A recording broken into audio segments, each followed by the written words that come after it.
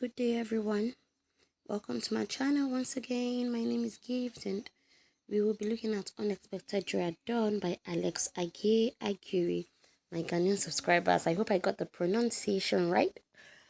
Yes, setting on the background of the novel Unexpected Joy at Dawn. Of course, we know what setting has to do with both physical setting and temporal, like at what era and place and time and everything. So we'll be following this short explanation I screenshotted from my textbook, Excellence Performance in Literature in English. Please get yourself one. Written by Oliver M. Iluebe, B.A. Hans, English and Literature, you understand, Diploma in Law.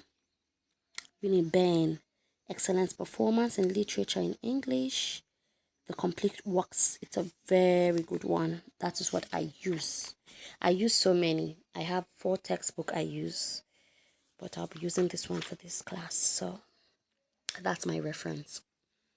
Now, the setting of the novel is both traceable to Ghana and Nigeria. The novel captures the turbulent political and economic situation of the late 1960s through the late 1970s and the early 1980s. You should know that these are just decades after independence for both countries. The novel, which has the scrappy history, is retold, and it touches at the very core of our identity as Africans, and also employs the rottenness of our social and political heritage. Of course, we know the novel is set in Ghana and Nigeria. We have, like this novel, we have more than one protagonist, more than one major character. We can bear witness Nitaki and his sister Mama Orojo. Nitaki Moses B. Abrong and his sister Mama Orojo. And Ni in Ghana, Mama in Nigeria, a businesswoman, just to be precise. So these are the 2 places the novel took place, in 2 different countries, alternating, you understand, and 2 different eras, you understand. We'll get to that later. Now, this is more like a historical novel, budging on the history of the relationship between Nigeria and Ghana. You understand? These little hints of jealousy we tend to see, or we tend to share, on social media, through memes, through the somewhat light-hearted jollof rice saga, has deep-rooted significance. It is not just mere deep-rooted, you understand, and it's highly historical. So you have to, that's why I love literature. Literature encompasses all: geography, history, government, everything you mention, it's embedded in literature. You have to understand the setting and the background before you can fully understand the storyline. It's a wonderful one. I have read it 3 times already, and I'm still reading because there are deeper things I need to understand. Okay? The historical footage of this novel can be likened to the biblical eye for an eye. We are talking about what? A spade for a spade, revenge between the 2 countries, Ghana and its brother Nigeria. These are 2 West African countries who should be best of friends, but history has it that they were never. Are they now? You answer that. The expulsion of Ghanaians from Nigeria in the 1980s under the then government of Shehu Shagari could be considered as a punch or revenge in the face of the Ghanaian government in retaliation for expelling Nigerian immigrants in 1969 under the leadership of Kofi Abrefa Busia, and then Prime Minister of Ghana, who demanded and forced Nigerian migrants out of Ghana for reasons including economic concerns and xenophobia. What is xenophobia? The fear of another country, another race entirely. Xenophobia is more like the cousin or stepbrother of racism. They work hand in hand. Now, as we know from Mama Orojo's side of the story, even from Nitaki, we get to know that Mama was separated from her brother, I think more than 15 years ago, right? She was born in Ghana, just like Ni. Her people are Nigerians. Their parents are Nigerians. They gave birth to their kids in Ghana. And in 1969, when Kofi Abrefa gave that decree, made that order, He called it the Aliens Compliance Order, asking all aliens without resident permit to regularize their stay in the country or vacate with immediate effects. You understand? Mama's parents were at the receiving end. Now, we should know that Nee was quite young then, and they felt moving to Nigeria means a fresh start, which could affect our son, our only son. We could move with the sister and let him stay with the grandmother in Ghana. At least he was born there, so he should be safe. Something like that. Imagine calling your own brother. Then we were battling racism. We had just been emancipated from the British colonial rule, and we started battling xenophobia, fear of each other. You understand? We couldn't even catch a break. We just finished battling racism and slave trade, and we started battling ourselves. It's so sad. I'm happy I wasn't born then, because the kind of xenophobia is not something we should joke with. You understand? I could imagine how the mental health of people then, especially the elderly Nigerians in Ghana, elderly Ghanaians in Nigeria, when they were both expelled at those different times. You understand? We were battling racism. These white men, even after 1960, some of them still hung around trying to order us. And we were now fighting each other. Fellow blacks, our brothers. Aliens Compliance Order. Alien. When you hear alien, you're looking at one of these UFOs. Is it UFOs now, right? Is it something O's about whatever? You understand? And you see the alien and you see it's a fellow black man. The only difference could be a tribal mark or accents. Come on. That was the order Kofi gave, asking all aliens to regularize their stay in the country or vacate with immediate effect. This was because the opposition party accused non-Ghanaian residents of running the country and made a mess of Ghanaian economy. You understand? Maybe they felt threatened by the success. Who knows? Maybe their concerns were genuine, or they felt these people are becoming a large number. Imagine having, they kind of felt maybe their cultural heritage felt threat. This is how those white supremacists used to feel when they carry out their purge and all. You understand? They feel, oh, they're becoming too much. We need to get rid of them. And they started complaining of this. Now, take note, they were not just Nigerians. I heard they were Togolese, Ivorians, and all that. But majority of those aliens were Nigerians who'd come in to occupy what was the name of that? Is it not Katamanko? There was this market that was dilapidated. That market used to be a united front. It was a place where people from different countries came to sell. But now the market was already brought down. A significance of how Africa has lost its unity and all. So that was what happened. They felt, these people need to go, and okay, he made a pronouncement, and a lot of people started escaping because they did not have residential permit. That is how, how US do it now. Some people get deported because, they smuggle themselves into the country. They snuck into the country. And this was how it was for Africans. A number of them started returning to their mother's land. Some had built a home of over 20 something years. They were asked to leave, and these are Nigerians. And of course, people were getting angry, sad, full of rage. And that was how Mama got separated from Nee. Now we are told that the parents didn't died on the way, right? They didn't even make it. Did they make it to Nigeria? Let's keep reading. You understand? Mama's mother and father died in the truck on their way to Nigeria. Other persons also lost their lives. Imagine Mama at that time. Mama is such a strong woman.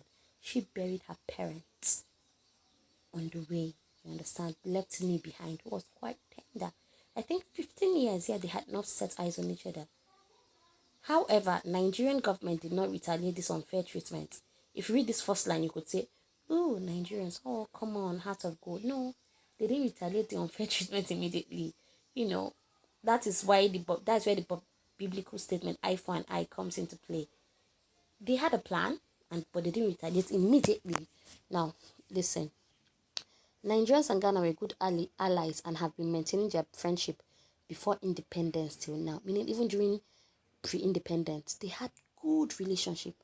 But after independence, this is what happened. But this friendship was threatened during the regime of the then Ghana head of state, Flight Lieutenant Jerry John Rawlings, and the Nigerian president Alhaji Shehu Shagari in 1980s.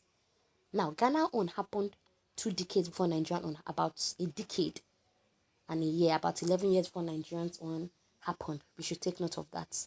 Now, things were going smoothly, but the two head of state then started having a rift, Shagari and Rawlings. As they were not in good terms, Rawlings accused Shagari, who was a good friend of Ghana former president Hila Liman, of helping Hila to overthrow his government. This beef continued between the two. Imagine how just unnecessary feud affected an entire generation. Can you imagine? Between the two governments, those aliens in Nigeria threatened the peace of Nigeria as they continue to perpetrate heinous crimes in the country. Out of the robbers that attacked Alex Ekweme's house, 2 were Ghanaians. This way started. They started pointing fingers. I think we should look at the people, not where they come from. When someone is over ambitious and steals your money, you judge the person. Don't look at the race, just judge him for who he is. Because when you start stereotyping that person, you're trying to say every other person that looks like that person behaves that way. He's over ambitious. Every other person is a thief. Every other person is a rapist. This is stereotype. This is how racism starts. Every guy with dreads and with 2 phones is a cyber criminal. Things like that. But they started identifying the nationalities of some of these armed robbers, and they started assuming, oh yes, this is it. They have to be Ghanaians. Yes, but they're the ones that drove us, so now see them in their country, in our own country, disturbing the peace. Stuff like that. 11 years ago, they drove us out of country. They too, they should go now. They should go. We are tired of them. So the way they're robbing, Talk, small talk here and there. The way it happened in Ghana, small talk here and there. This one complain. The government took drastic actions and ordered the immediate expulsion of illegal immigrants, especially Ghanaians, out of Nigeria. And that was how Shehu Shagari, it was pent up. Number one, few crimes that were being committed. Small time over here, it was a Ghanaian with 2 Ghanaians, 7 Nigerians. They will not treat them as all criminals. So they were Ghanaians among. Another thing happened. In fact, there was this thing that happened in Kano, and it was alleged that it was the aliens. It was Ghanaians, I mean. So, Shehu Shagari and his beef with the then president say no, they should go. After all, we are not cooperating, And Shagari, it was more like a reprisal attack. You understand? The government took drastic action and ordered the immediate expulsion of illegal immigrants, especially Ghanaians, out of Nigeria.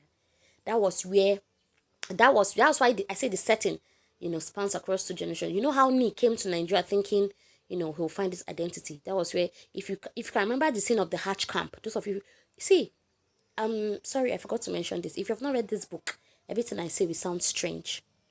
Okay, let's assume you are about to read the book, so you want to listen to me first. Good and fine. If you have not read this book, there is no magic I can perform. WAEC will know. They would know when you're just using someone else's words, not yours. Originality, authenticity is going to be much appreciated by any examiner. Good. Moving on. So, you can remember the scene at Hatch Camp where we saw a lot of aliens, a lot of non-Nigerians, some were in hiding. There was even a stampede. We saw a number of them. One even hung themselves. Me gave this emotional speech about seeing the heart, seeing the human before the color, before the race, before the ethnicity or nativity or whatever. I don't know if you can remember, And a good number of them were Ghanaians. This marching order gave rise to the christening of a bag called Ghana Must Go. I am staring at room 1 right now. I'm in my room, so I'm staring at one. I call it my Ghana Must Go because these bags were the only affordable bags that could easily use to convey their properties. If you buy original Ghana Must Go, it can accommodate almost all your clothes. You saw all those clothes to put in those fancy boxes. 3 boxes, 1 Ghana Must Go. So the bag sold, and they say Ghana Must Go. Take, they were selling it. You can imagine. In addition, the physical setting and psychological situation in Ghana before these reprisal deportations should be considered here. That's another when you're talking of setting psychological, physical. The power that be was said to have crippled the economy as the technocrats and skilled personnel have also left the country. Yes, when you're not supporting them, just like what is happening in Nigeria, we are hearing that a lot of doctors, a lot of skilled persons are leaving the country. Leaving the country. A lot of people with special talents. Now, the country is exposed to economic gloom. Even me, who is an assistant manager in a bank, had to do part-time teaching job to survive. Imagine being an assistant manager and still can't. He didn't have kids. All he had was what he had was a sick wife. But he didn't have enough money to buy her drugs. The economy was so bad. You can imagine there was hardship. We are talking about the psychological and the physical. Fuel scarcity in Ghana then. Serious hardship, fuel scarcity. People had to trek a long distance, you understand? Dilapidation everywhere. Dirt, okay, let's not talk about dirt. Just general hardship. Me had to, and he couldn't even afford transport fare to that school. He got scolded by the headmaster a lot of time because always came late. The student mocked him. You can imagine the kind of stuff. You had a sick wife, you could barely fend for yourself, you could barely transport yourself to your part-time job. You understand? Being an assistant manager, that was how bad. I know there was a law that if you had a certain amount of, I think over 40,000 Ghana cedis, you dare not touch your account, a law signed by Accountant General. You have to bring your financial statement. And some of these people were market women, illiterate, who did not have such documents to prove how they made their money.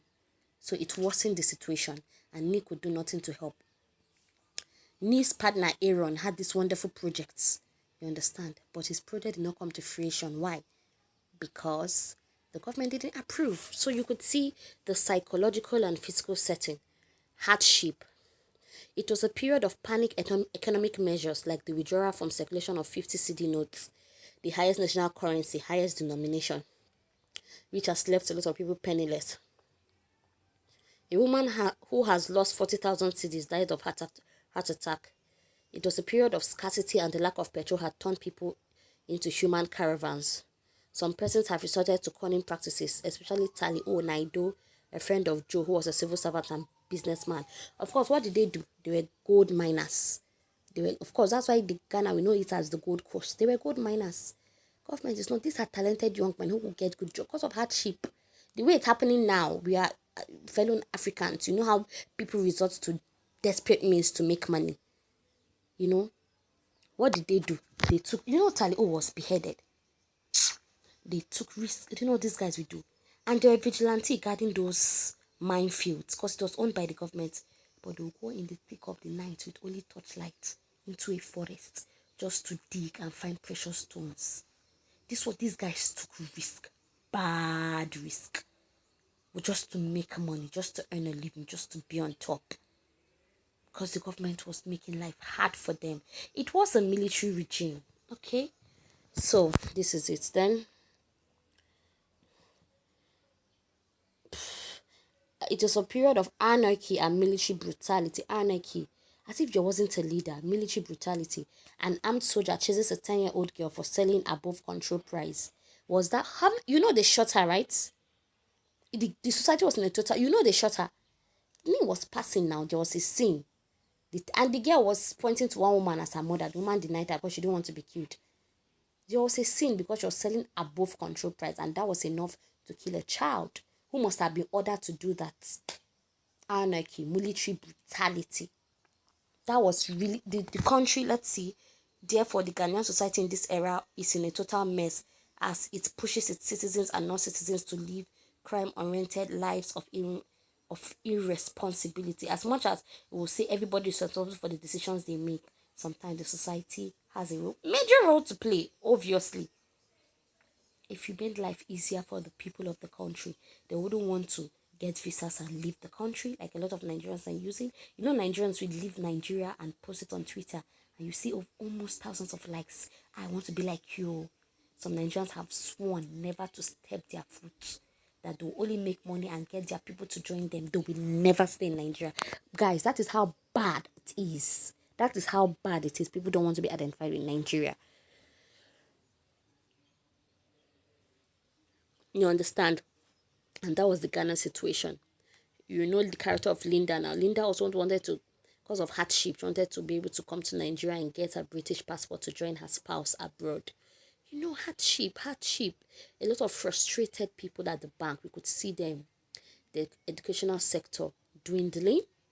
The society. You understand? You had to be up there to assess anything. People were suffering, general suffering. Massa was sick. We could, if you can remember, on their way to where she was supposedly to get where there was a supposed plan to for her to get her healing. You could see how they described the way the car was moving. What does it tell us? Poor infrastructure. The road was terrible. Even in Nigeria, you could see heinous crime committed by a number of people at the airport, even on the way to the airports. You understand? You could see talking about the transport system. Hardship was everywhere, generally in Africa. You know, that was the setting of the book. One in Ghana. You understand? In Ghana, we could see me being uncomfortable in Ghana. Why? Because he had a tribal mark. And that was the only thing that could identify him as a Nigerian. But coming to Nigeria, he had the Ghanaian accent. Mixed identity. He went through a lot. A lot that he shouldn't. All because of xenophobia. Xenophobia is central to this setting. And you can see the background now. Talking about the Aliens Compliance Order of 1969 and the Shagari Order of 1980. 11 years apart. You understand? And that is the setting. Of course, another part of the setting includes Ijase, Nigeria, where the last part of the incident took place. Ijase is where Mama is building a construction site. You would see Mama is a very industrious woman. Mama like money. Mama can travel 100 times for money. The story ends when the fate makes Nia and Mama Orojo reunite. You understand? Finally, of course, it ended on a good note. It was a bittersweet ending, in the sense that Aaron died. Aaron that was there for Ni. Just when Ni reunited with his sister, who is somewhat well to do, he lost his best buddy. But at the same time, he did not die. Like Ayikwe Ama's The Beautiful Ones Are Not Yet Born, the setting of the novel is full of the symptoms of social and political malaias and national disintegration. There was disintegration everywhere, both in Nigeria and Ghana. In Nigeria, we see the immigrants harassing people who supposedly look like Ghanaians. You understand? Who supposedly look like Ghanaians or non-Nigerians. They were being harassed. In fact, some Nigerians will point at them. If you are caught harboring a Ghanaian, you could be arrested for just protecting them. You know, people that had the right to remain in that country. Because we are all humans, humanity before race. Hatch camp is where they kept all of them. They just hoard them there because because they had a deadline, you understand, and airport was fully booked and all. This is how people were there, hunger. Soldiers were outside, ready to shoot on sight. In Nigeria, I hope you know it was also a military regime. You understand? People at Hatch camp were dying. Some were asking for just water so that they'll drink and die. You understand? Dilapidation, despondency, despair. That is what this setting was all about. But in Ghana and in Nigeria. In Ghana, the government made things hard. The political setting was terrible. It was a mess. People couldn't access their money. People couldn't access loans. Workers were paid meager salaries. Intelligent ones were leaving the country to go outside. You understand? We wanted these white people to leave. But it seems as they left, things went worse. Are things better now? That is left for you to say. No wonder the novelist described the events in the novel as a story of a nation in labor whose delivery date is unknown. You understand? So that is what the book is all about, the setting and the background. The background is very influential for you to understand the story of a boy trying to unite with his elder sister, of an elder sister trying to find her brother. You understand? To bring him back to his country. But this same boy comes back to his supposedly real home and still being treated like a stranger, like a foreigner, where we see skin color, we see accent, we see tribal marks, we see ethnicity before anything else. These are all symptoms of xenophobia. Xenophobia. Me never knew that this is how we'll be treated in Nigeria. You understand? So that is that about that. It was really a terrible time for Mama and her brother. They finally reunited. Of course, there was a ray of hope. Mama's marriage to Joe could be significant. You know, talking about integration, national African unity, a Ghanaian marrying in Nigeria during that period. You can imagine, even part of the setting, you could see the religious setting. Mama's Amen Christie rejected her marriage with all vigor. They turned her down that she would no longer be a leader just because she is marrying an alien. Can you imagine? The one institution, the religious institution that should uphold equality across race, across color, across ethnicity. They were the ones that told Mama she can't marry. All because, they are excited with the reprisal attack. They feel that Ghanaians are not good people because they also expect Nigerians. You could be defending them and say, yeah, you can't blame them, their own people also suffer. You understand? I'm sure some people will say Mama had the mind to even marry. Some of you will never marry someone, no matter even if you fall in love. As far as they were the reason you lost your parents, nothing will ever make you see those people as part of you. We all know that. But there was a ray of hope. Joe came back with Mama. Mama married a Ghanaian. Yoruba, Nigerian, and a Ghanaian. It was more like it signified African unity. It means there was still hope. You understand? And we are still a work in progress. You understand? Even though a number of people, even the Gen Z's generation, most of you get to read this and, you see why, there seem to be these rifts that somewhat, between Ghana, there seem to be this serious competition. It didn't start today. Our leaders caused it. Our leaders caused everything. And this is where what was the unexpected joy? At that point when all hope was lost, God finally did it for me. And he saw his sister. So, this is where we stop. Please just like. It won't take anything from you, and subscribe. If you have any question, please feel free to hit me up. Comment section. I will answer, okay? Thank you so much. Subscribe and like. I beg of you. Subscribe and like. And watch. If there's anyone you want me to treat immediately, any poem or any book, and I can't just treat everything of a book, identify the major thing. Help me talk about this character. Let's analyze this thing. Let's analyze this, that. I will release a video on that. Please. Thank you very much.